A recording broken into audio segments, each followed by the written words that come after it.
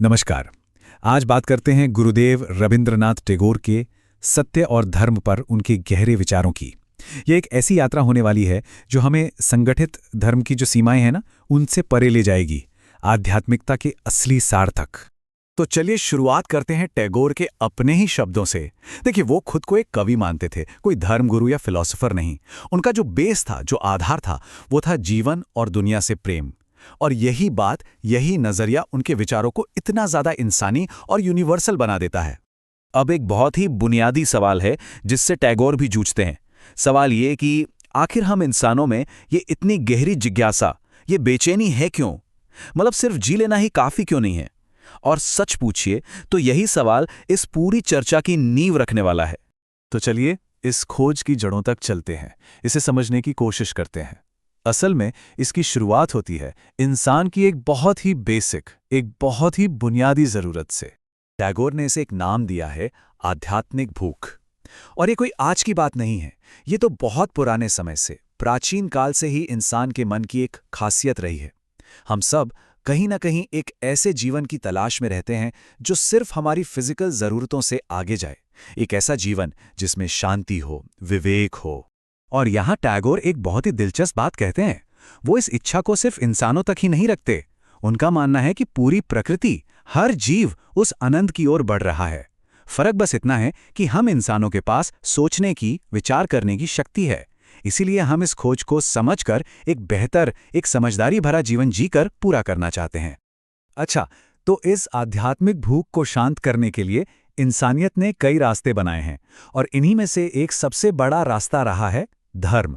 तो आइए देखते हैं कि टैगोर के हिसाब से ये धर्म बनता कैसे है और फिर बिगड़ता कैसे है। टैगोर का ये मानना था कि हर धर्म की शुरुआत असल में बहुत नेक इरादों से होती है।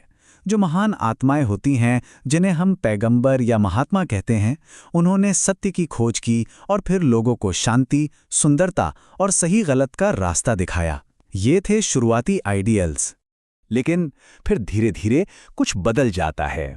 धर्म जो है वो अपनी आगे बढ़ने वाली एनर्जी खो देता है। उसमें धर्मांधता, मतलब कट्टरपंथ आने लगता है। उसका जो आध्यात्मिक विवेक है वो कहीं छिप जाता है और सिद्धांत बस खोखले रह जाते हैं। और कमाल देखिए, जो धर्म लोगों को जोड़ने के लिए बना था, वही उन्हें तोड़ने का काम करने लगता है।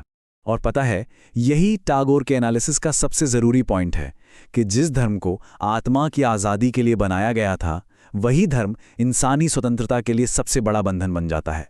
कितना बड़ा कॉन्ट्रडिक्शन है ये, है ना? तो चलिए अब थोड़ा और आगे बढ़ते हैं और समझते हैं कि आखिर ये होता कैसे है।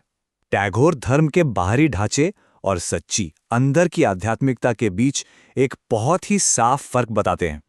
यहां पर ना दो बिल्कुल अलग अलग रास्ते दिखाई देते हैं। एक तरफ है कट्टरता, जो बाहरी सिंबल्स और रीति रिवाजों पर जोर देती है। ये दावा करती है कि ईश्वर पर सिर्फ उसका हक है, कि हमारा ईश्वर बाकियों से अलग है, उनसे बेहतर है, और ये समाज को कड़े नियमों में जकड़ लेती है। वहीं दूसरी तरफ है सच्ची आध्यात्मिकता। ये एक अंदरूनी एहसास है। ये मानती है कि ईश्वर यूनिवर्सल है, वो हर जगह है, और ये आत्मा को आज़ाद करती है, बांधती नहीं। तो इसका नतीजा क्या निकलता है? टैगोर कहते हैं कि धार्मिक कट्टरता जो है वो हमारी हर तरह की प्रोग्रेस को रोक देती है। जब कोई समाज धर्म के इस गोरख धंधे में फंस जाता है ना, तो वो जिंदगी की दौड़ में पीछे रह जाता है। क्यों? क्योंकि उसकी सोचने समझने की जो शक्ति है वो बहुत लिमिटेड हो जाती है। तो फिर सवाल उठता है कि रास्ता क्या है? अगर ऑर्गेनाइज्ड हम अक्सर अपने रास्ते से भटक ही जाते हैं, तो फिर किसी को सच मिलेगा कहाँ? टैगोर कहते हैं, जवाब बाहर नहीं, अंदर है। वो हमें अपने अंदर झांकने के लिए कहते हैं। और ये टैगोर का एक सीधा कॉल टू एक्शन है। वो कहते हैं कि अगर कोई सच में सत्य की खोज में है, तो उसे पूरे सच को, कंप्लीट ट्रूथ को खोजना चाहिए। उसे परंपराओं के मजबूत लेकिन खोखले जालों में नहीं फंसना चाहिए। मतलब सिर्फ इसलिए किसी बात को मत मानिए क्योंकि वो सदियों से चली आ रही है। तो फिर टैगोर का सुझाया हुआ रास्ता है क्या? देखिए, सबसे पहले तो पूरी सच्चाई को जानने की कोशिश करें, टुकड़ों में नहीं। दूसरा, जो खोखली परंपराएं हैं उनसे खुद को आजाद करें। तीसरा, इंसानियत की जो बेसिक भावनाएं हैं, जो जरूरतें हैं, उन्हें समझें। और चौथा, ये पहचानें कि ईश्वर सिर्फ मंदिरों या मस्जिदों में नहीं है, बल्कि वो पूरी प्रकृति में मौजूद है। और ये एक लाइन मुझे लगता है सब कुछ कह देती है। टैगोर के लिए धर्म का असली रूप किसी किताब या किसी संस्था में नहीं है, बल्कि वो इंसानियत की बेसिक इंस्टिंक्ट्स में ही छिपा है। प्रेम, करुणा, शांति की तलाश, असल में यही तो असली धर्म है। और आखिर में टैगोर हमें एक बहुत ही दमदार सवाल के साथ छोड़ जाते हैं। हम अक्सर अपने धर्म को दुनिया का सबसे अच्छा धर्म मानने के आदी हो गए हैं, लेकिन सोचिए, ऐसा करके क्या हम ये नहीं कह रहे कि ईश्वर ने बाकी दुनिया के साथ नाइंसाफी की? क्या हम खुद ईश्वर पर ही भेदभाव करने का, पक्षपाती होने का आरोप नहीं लगा रहे हैं? ये एक ऐसा सवाल है जो हम सबको अपनी धारणाओं पर गहराई से सोचने पर मजबूर करता है।